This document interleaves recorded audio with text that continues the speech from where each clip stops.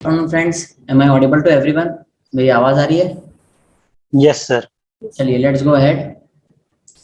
देखिए, ministry of electronics and information technology मतलब MeitY, ठीक है। बेसिकली मिनिस्ट्री ऑफ फाइनेंस, ये सब लोग क्या ऑर्गेनाइज कर रहे हैं? ग्लोबल फिनटेक फेस्ट, ठीक है, जिसका फुल फॉर्म है global financial technology festival 2021 from September 28 to 30, ठीक है।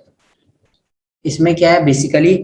फाइनेंशियल टेक्नोलॉजी कंपनीज क्या होती है बताइए मुझे। फिनटेक कंपनीज किसको बोलते हैं बताइए? आपके इंटरव्यू में पूछ सकता है, फिनटेक कंपनीज किसको बोलते हैं? प्लीज बताइए। अरे फाइनेंशियल टेक्नोलॉजी कंपनीज, थोड़ा सोचिए ना, गेस करिए।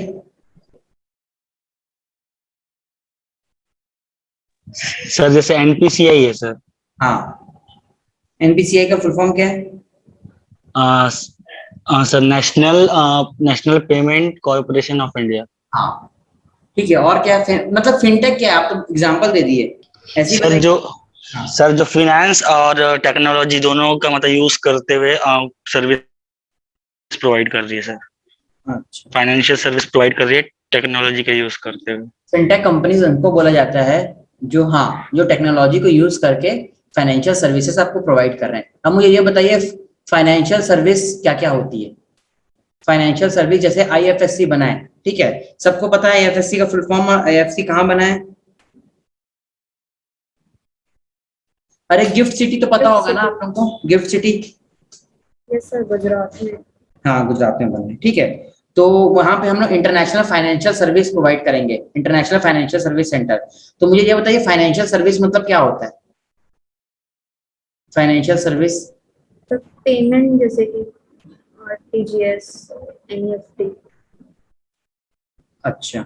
और बेटा, फाइनेंशियल सर्विस मतलब जहां आपको बैंकिंग की सर्विस मिले, जहां आपको इंश्योरेंस की सर्विस मिले, जहां पे आपको जितने भी फाइनेंस से रिलेटेड जो भी सर्विस है आपको एक ही छत के नीचे मिल जाए, इसको बोलते हैं फाइनेंशियल सर्विसेज। मतलब ये सारी जितनी भी सर्विसेज हैं आपको हम ऐसे बना रहे हैं, जो इंटरनेशनल फाइनेंशियल सर्विस सेंटर बनाए हमने, ठीक है।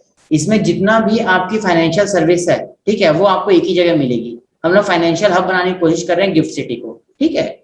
चलिए, बहुत सारी फाइनेंशियल सर्विसेज होती है। आपने पेमेंट सर्विस बताई, ठीक है, मैंने इंश्योरेंस ऐड किया, किसी ने पेंशन ऐड कर दिया, कोई लॉजिस्टिक सर्विस के लिए सिंपल ट्रांजैक्शन को ऐड कर दे रहा है। सारी चीजें जो एक सेंटर पे मिल रही है उसको बोलते हैं फाइनेंशियल सर्विसेज, ठीक है। चलिए let's go ahead to another news.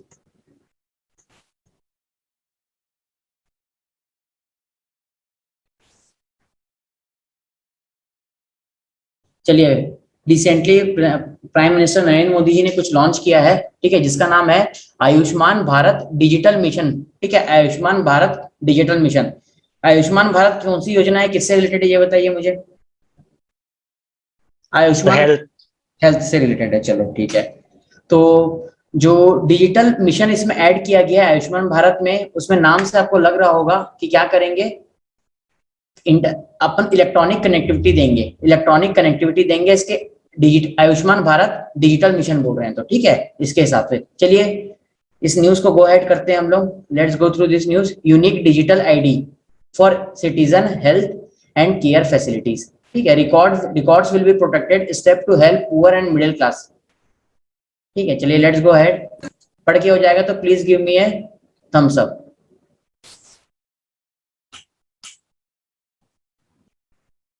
बेटा प्लीज रिप्लाई। हो गया क्या आप लोगों का रीड करके? Yes sir. चलिए मुझे ये बताइए, क्या बोल रहा है ये फिर? डिजिटल आईडी जो मिलेगा वो क्या क्या काम करेगा, ये बताइए। अरे पढ़े हैं तो कुछ तो बताइए।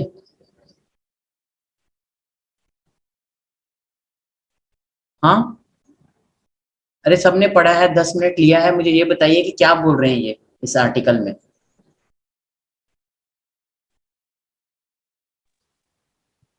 सर इस आईडी के अंदर सर सिटीजन का जो भी हेल्थ रिकॉर्ड है पूरा वो उसमें मेंटेन किया जाएगा सर, और साथ में जो डॉक्टर्स हैं और जो नर्स या फिर जो जिस फार्मा से वो मतलब मेडिसिन वगैरह लेते हैं, तो उस सारी चीजों का जो है रिकॉर्ड उसमें रहेगा सर, ताकि जो है फर्दर फ्यूचर के लिए उसको यूज कर सकें सर। ओके। और उससे जो है पेशेंट को सर फाइल वगैरह कैरी करने की जरूरत नहीं पड़ेगा, बार बार उसको बताने की जरूरत नहीं पड़ेगा, और इससे ट्रीटमेंट इजीली होगा सर।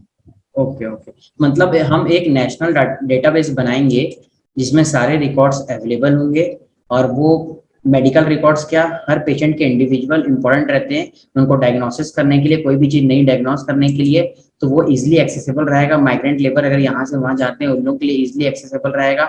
जो भी डॉक्टर्स और जितने भी हेल्थ वो हैं हेल्थ वैरियर्स, ये सब उस डाटा में एक्टिवेट रहेंगे। और क्या होगा इसमें कि जो टेली मेडिसिन है वो भी शायद दे सकते हैं रिमोट एरियाज में। ठीक है, ये सारी चीजें, तो इसके लिए एक यूनिक आईडी बनाया जाएगा हर इंडिविजुअल के लिए। ठीक है, याद रखिएगा ये बस इतना। तो आयुष्मान भारत हेल्थ ये डिजिटल मिशन, ठीक है, do remember about this thing. चलिए, ये आपके लिए इतना इंपॉर्टेंट नहीं है, you can skip it. First, चलिए पढ़ लीजिए इसको। India gets first herbicide tolerant and non genetically modified rice varieties launch today. Please go ahead with this. Genetically modified पता है कि नहीं क्या होता है? जीएम क्रॉप्स किसको बोलते हैं? प्लीज ये बताइए। जीएम क्रॉप्स पता है कि नहीं बेटा आप लोगों को? Sir hybrid.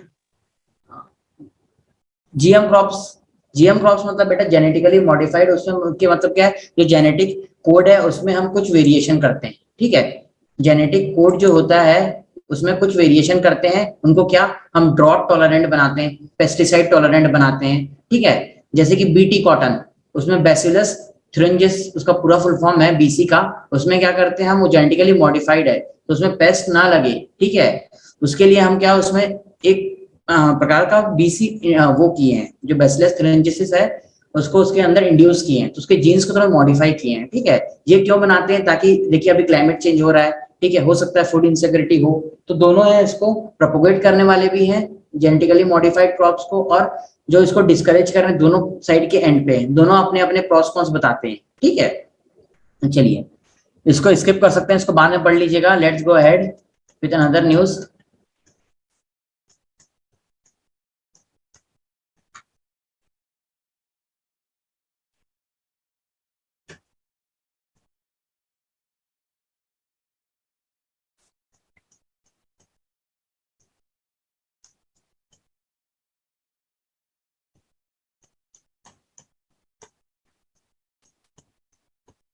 First of all directly come to the international news, पहले उसको डिस्कस कर लेते हैं, फिर हम लोग बाकी डिस्कस करेंगे। ठीक है, एक इंस्टीट्यूशन है important,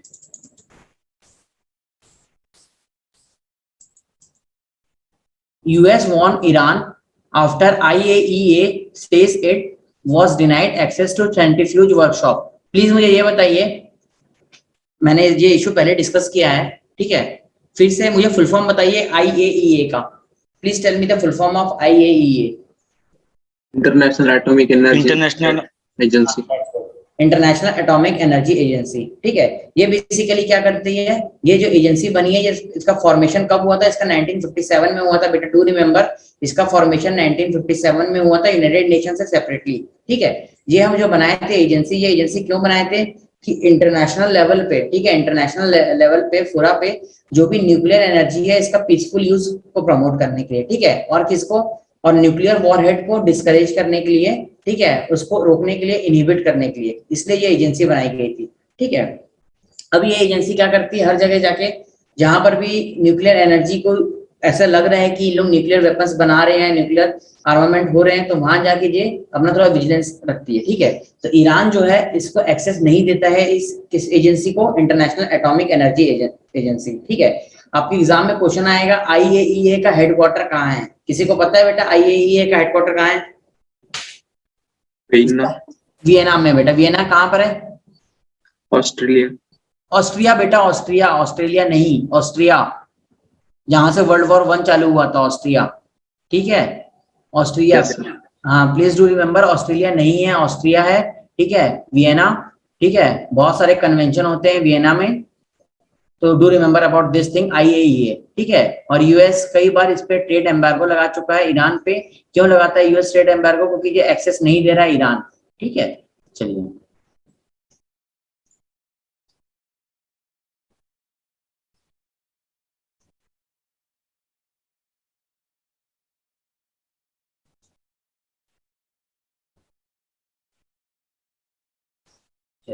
let's go ahead. April July expenditure below budget outline, ठीक है। स्पेंड क्या बोल रहे हैं ये, अप्रैल जुलाई में, ठीक है, अप्रैल जुलाई में जो एक्सपेंडिचर करना था गवर्नमेंट को, ठीक है, गवर्नमेंट ने बजट में जितना बताया था कि हम इतना करेंगे, ठीक है, वो अभी उतना नहीं कर पाई है government. Spends lagging, finance ministry ask ministries to step up capex. मुझे ये बताइए कैपेक्स क्या होता है, please tell me. Capital expenditure sir. Capital expenditure मतलब क्या होता है, मतलब हम कहाँ पे किसको बोलते हैं कैपिटल एक्सपेंडिचर? सर जैसे इंफ्रास्ट्रक्चर बिल्ड करेंगे सर तो वो कैपिटल एक्सपेंडिचर होगा sir. Okay sir fixed assets पे होता है। बेटा आपका नाम क्या है? फिक्स्ड एसेट जो बोला है। Sir Shagun. दैट्स गुड बेटा। आप इकोनॉमी बैकग्राउंड से हो क्या, 11 12? Yes economics. Okay okay that's good. हाँ, ये जो बच्ची बोल रही है फिक्स्ड एसेट पे होता है, इसका मतलब क्या होता है कि जैसे आपने बोला इंफ्रास्ट्रक्चर, तो सरकार को क्या कोई भी एक ऐसा एसेट बनाएगी जो over the period of time सरकार को कुछ पैसे हर year in the form of, आप बोलो कि इंटरेस्ट, या तो इन द फॉर्म ऑफ वहां से रेवेन्यू जनरेशन होगा, उसको बोलते हैं कैपिटल एक्सपेंडिचर, ठीक है। चलिए, तो ये क्या बोल रहे हैं फाइनेंस मिनिस्टर अदर मिनिस्ट्री को बोले हैं, फाइनेंस मिनिस्ट्री की आप कैपेक्स को इंप्रूव करो, कैपिटल एक्सपेंडिचर को, ठीक है। अब देखिए इसका एक बार हम लोग, इतना आर्टिकल तो इंपॉर्टेंट नहीं है आपके लिए, चलिए let's go ahead with another news, ठीक है, उसको पढ़ लेते हैं, अगर टाइम बचे तो इसको हम लोग रीड करेंगे, ठीक है।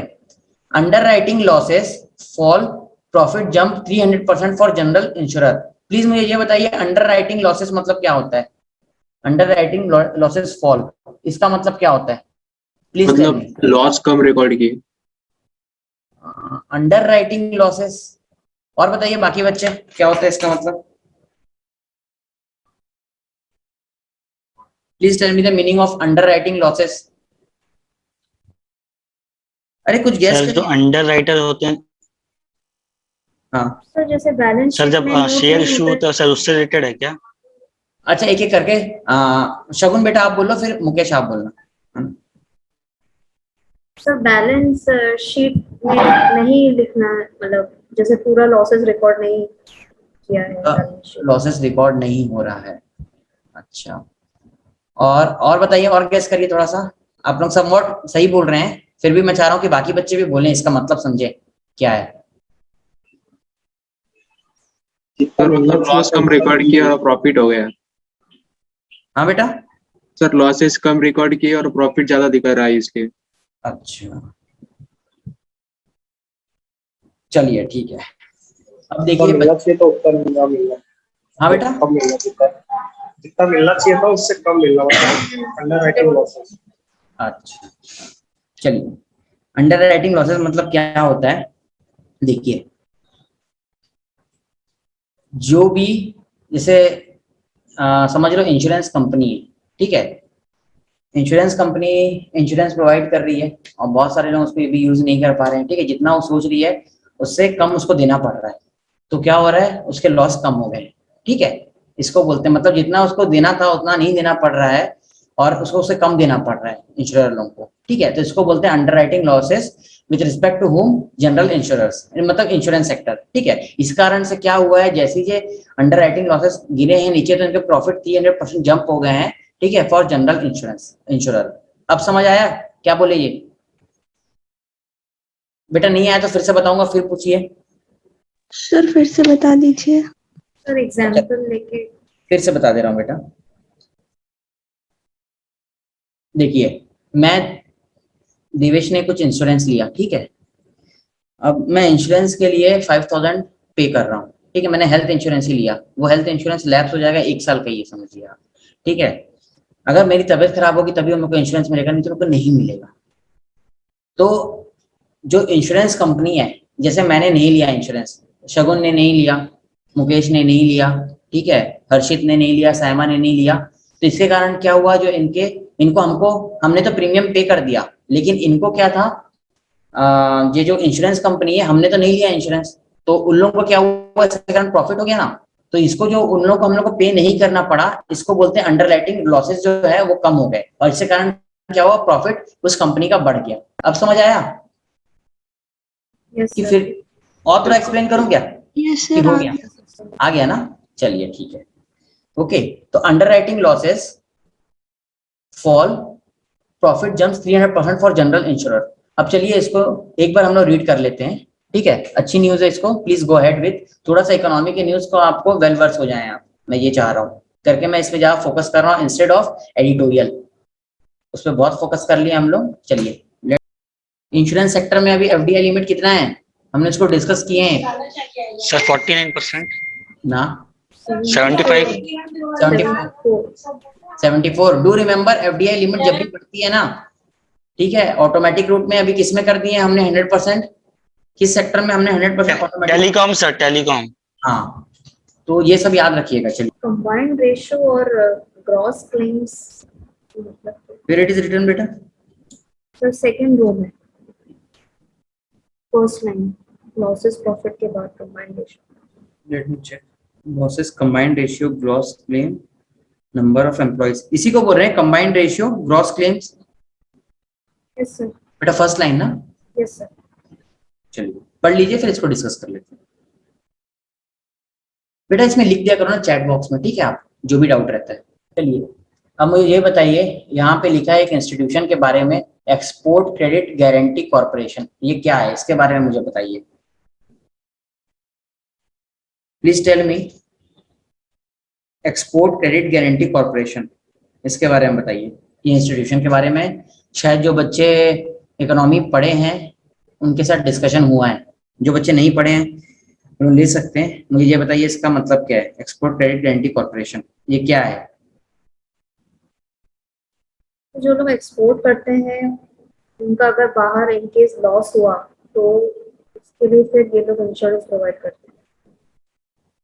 क्या बोले बेटा, फिर से बोलिए एक बार। तो जैसे जो लोग बाहर एक्सपोर्ट करते हैं हाँ तो उनको अगर इन केस उधर के मार्केट में लॉस हुआ हाँ, तो ये लोग फिर उनको इंश्योरेंस प्रोवाइड करते हैं। इंश्योरेंस प्रोवाइड करते हैं। अच्छा, और बाकी बच्चे बताइए।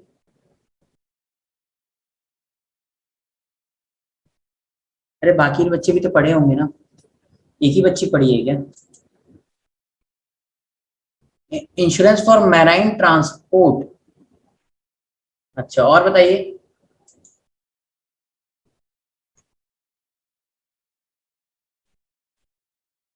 चलिए सही बताया बच्चा ने कि जैसे जो भी अगर इनको जो भी एक्सपोर्ट करने के लिए जो बने हैं हमारे इंडस्ट्रीज या मैन्युफैक्चरिंग यूनिट, अगर इनको लॉस इनकर हो रहा है तो इनको एक प्रकार की गारंटी दी जाती है, एक प्रकार का इंश्योरेंस दिया जाता है, ठीक है। उसके लिए हमने कौन सा इंस्टीट्यूशन बनाया, एक्सपोर्ट क्रेडिट गारंटी कॉर्पोरेशन।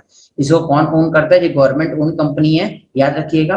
और कौन सी मिनिस्ट्री करती है इसको, ministry of commerce and industry. Do remember ministry of commerce and industry. चलिए अभी एक बच्ची ने पूछा था सर कंबाइंड रेशियो क्या होता है, ठीक है बेटा। कंबाइंड रेशियो मतलब क्या बोलेंगे, इसका मतलब ये समझिए आपको जो भी प्रीमियम आपको मिले हैं और जो भी आपने लॉस सहे हैं, ठीक है, आपके जो भी एक्सपेंस हुए हैं या लॉस हुए हैं और जो भी आपको प्रीमियम मिले हैं, इसको मिला के जो डिफरेंस आएगा उसको कंबाइंड रेशियो बोल देंगे। Is it clear. हाँ यस सर। चलिए ठीक है, लेट्स गो अहेड।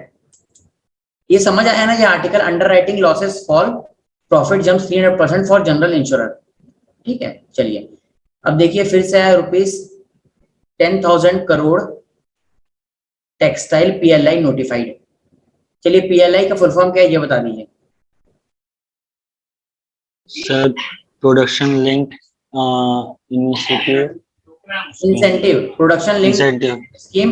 ये बेसिकली क्या कर रहे हैं, इसमें हमने क्या किया, अलग अलग सेक्टर को डिटरमाइन किया है और इसलिए किया है कि हम चाहते हैं कि हमारा मैन्युफैक्चरिंग इंडस्ट्री बढ़े, ठीक है, जो आत्मनिर्भर भारत का कंसेप्ट है वो बढ़े। उसके लिए हमने क्या किया है, उसके लिए हम जो सर्टेन प्रोडक्ट्स को डिटरमाइन किए और ये प्रोडक्ट में क्या है, जैसे ही आपका प्रोडक्शन होगा, जैसे ही आपका प्रोडक्शन होगा और वो चीजें बिकेंगी तो उस पर आपको इंसेंटिव दिया जाएगा, कैश आपके अकाउंट में आते जाएगा। अलग अलग तरीके से इंसेंटिव देते हैं, अभी कैश इंसेंटिव दे रहे हैं। तो इसके लिए सरकार ने टेक्सटाइल सेक्टर पे कितना एलोकेट किया है, 10,683 करोड़, ठीक है। 10,000 का फिगर याद रखिएगा, ओके।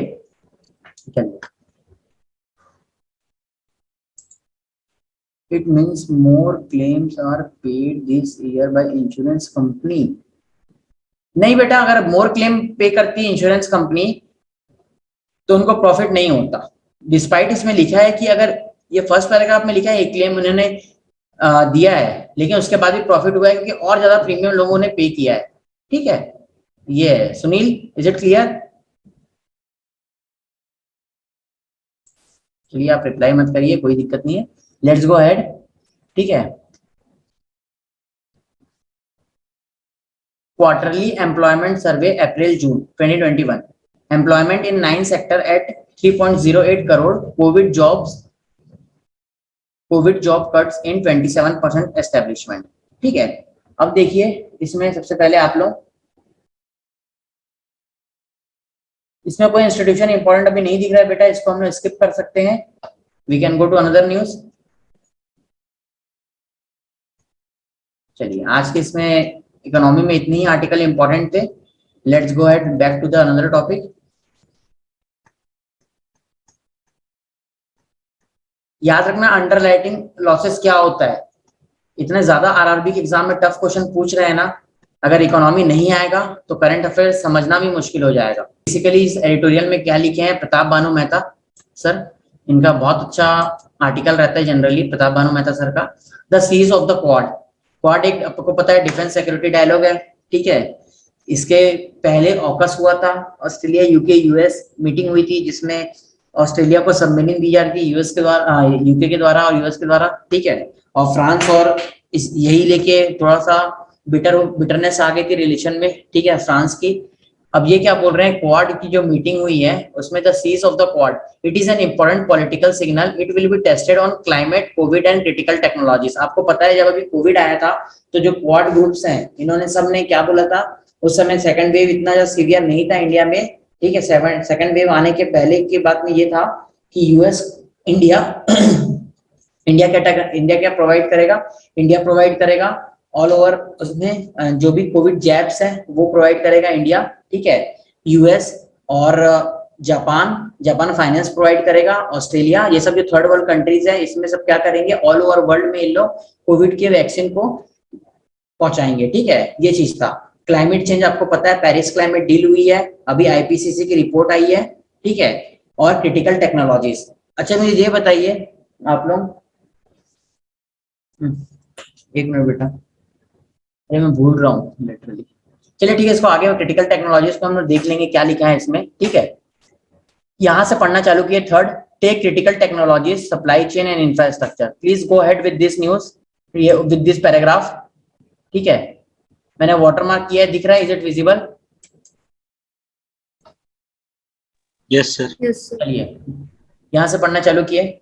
देखिए जब भी आप इंटरनेशनल रिलेशन का कोई भी आर्टिकल पढ़ते हैं ना बेटा, ध्यान से सुन लीजिए थोड़ी बहुत चीजें, ठीक है, किसी भी आर्टिकल में ना बहुत डाइवर्स चीजों को लिखा जाता है, जैसे इसमें वन रोड वन बेल्ट को भी लिख दिए, ठीक है, अगर कहीं पे फाइनेंशियल असिस्टेंस दिया गया उसको भी लिख दिया गया, इंटरनेशनल जो वैल्यूज हैं, ह्यूमनिज्म है, ठीक है, उसके बारे में भी लिखे हैं, तो बहुत डाइवर्स चीजों को टच करता है, ठीक है। तो आप लोग क्या, जब भी ये आर्टिकल अगर आप लोग स्लैट के एग्जाम में लिखने जाते हैं, 30 मार्क्स का जो होता है आपका, डू रिमेंबर स्लैट के एग्जाम में जो होता है उसमें ना ब्रॉड डायमेंशन में लिखना कोशिश करना। ब्रॉड डायमेंशन मतलब क्या होता है, जैसे फॉर एग्जाम्पल इस पे कुछ आया है तो आप कोशिश करना जितना डाइवर्स फील्ड हो सके वो सब चीज लिखो, ठीक है। अभी मैं आप लोगों को थोड़ा सा एग्जांपल देता हूँ, ठीक है। सर रेरा के बारे में लास्ट में बताइएगा। हाँ बेटा रेरा के बारे में बता देता हूँ, अभी सुन लीजिए सारे बच्चे, बहुत सारे बच्चे रेरा का नाम नहीं सुने होंगे, कई बच्चे सुने होंगे कई नहीं सुने होंगे, ठीक है। ये वाला आर्टिकल क्लियर हुआ ना क्वाड का, सबको क्वाड के बारे में पता है ना बेसिकली? जल्दी रिप्लाई कर दो एक बार, फिर हम नेक्स्ट टॉपिक ले लेंगे जल्दी। Yes sir.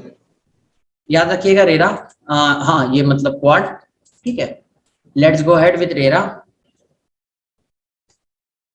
ठीक है, रेरा क्या होता है देखिए, रेरा का फुल फॉर्म है रियल एस्टेट रेगुलेटिंग अथॉरिटी।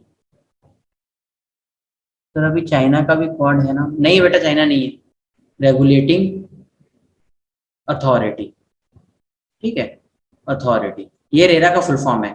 तो स्वास्थ्य कल आपने जो बताया था ना वो एक एक्ट आया था, देखिए क्या होता है, इसको थोड़ा डीप में समझ जाते हैं हम लोग। इंडिया जो है वो एक किससे चलती है, कॉन्स्टिट्यूशन से चलती है, और कॉन्स्टिट्यूशन में क्या लिखा गया है, किसी भी लॉ को, कोई भी नेशनल बॉडी को, ठीक है, किसी भी चीज को पूरे इंडिया में लीगल बैकिंग मिलने के लिए, पूरे इंडिया में लीगल बैकिंग मिलने के लिए हमें क्या चाहिए, उसको हम पार्लियामेंट से पास कराएं। किससे पास कराएं? पार्लियामेंट से पास कराएं हम उसको, ठीक है, पार्लियामेंट से।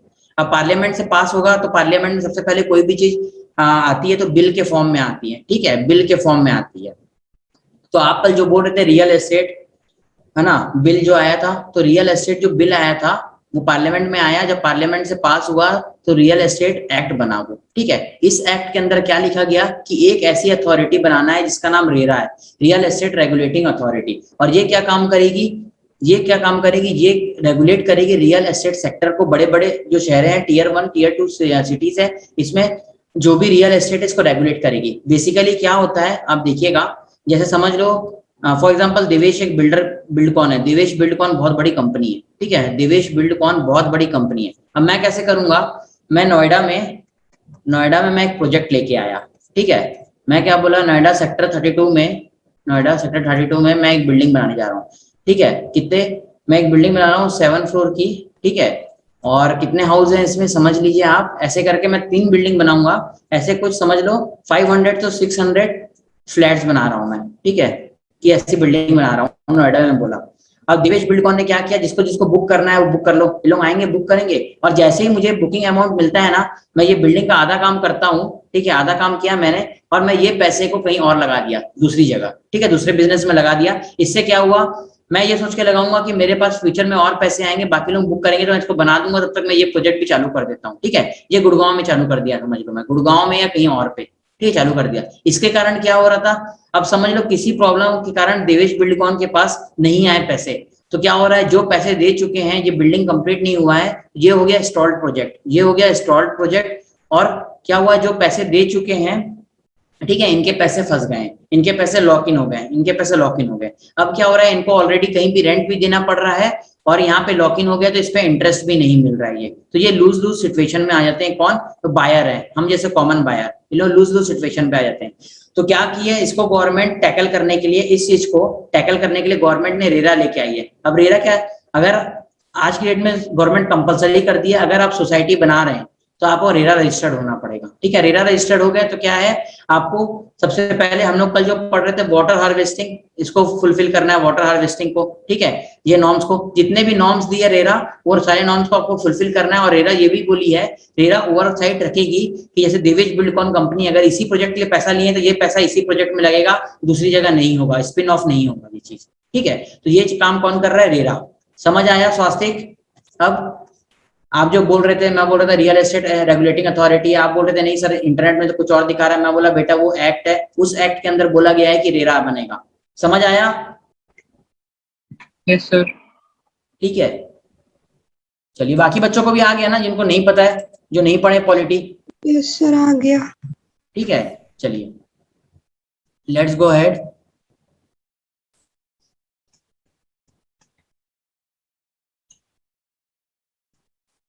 अच्छा, एक सेमीकंडक्टर वाला न्यूज बहुत ज्यादा हिट हुआ है, आप लोग पढ़े हैं कि नहीं सेमीकंडक्टर के बारे में? India Taiwan, yes sir.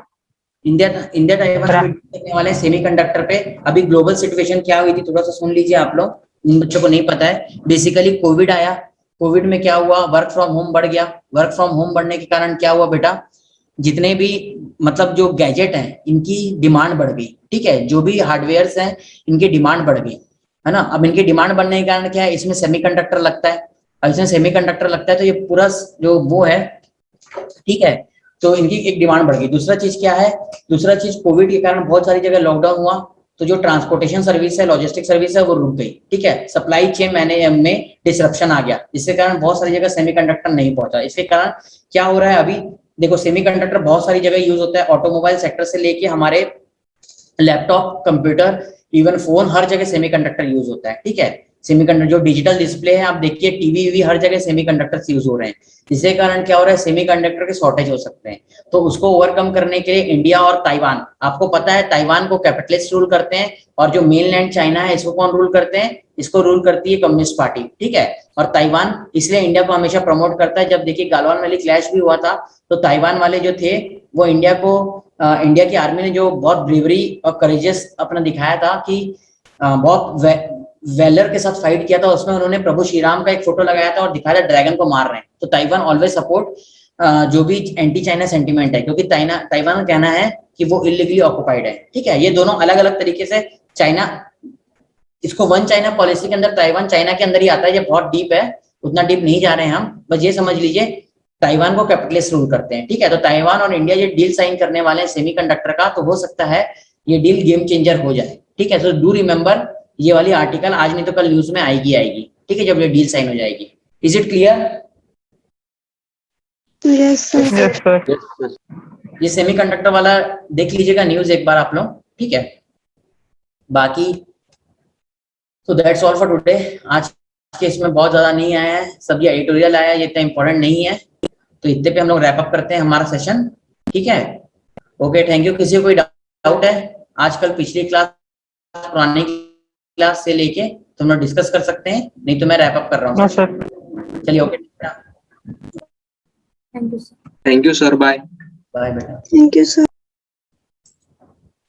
Underwriting losses याद रखिएगा। Yes sir. Yes sir. जाएंगे आप लोग, इंश्योरेंस का पेपर होता है उसमें पूछेगा अंडर राइटिंग, बहुत टेक्निकल चीजें पूछ रहे हैं इंश्योरेंस में भी। सो डू रिमेंबर, जो अभी ये फॉर्म निकला था NIC का, उसका फॉर्म भरें। अंडर राइटिंग लॉसेस क्या होता है इंश्योरेंस सेक्टर का, एक्सपोर्ट क्रेडिट गारंटी कॉर्पोरेशन, ठीक है, ये सब याद रखिएगा, डोंट फॉरगेट इट। चलो, और कंबाइंड रेशियो भी पढ़ लीजिएगा क्या होता है, अब पूछे बताए हो तो, ठीक है। थैंक यू बेटा।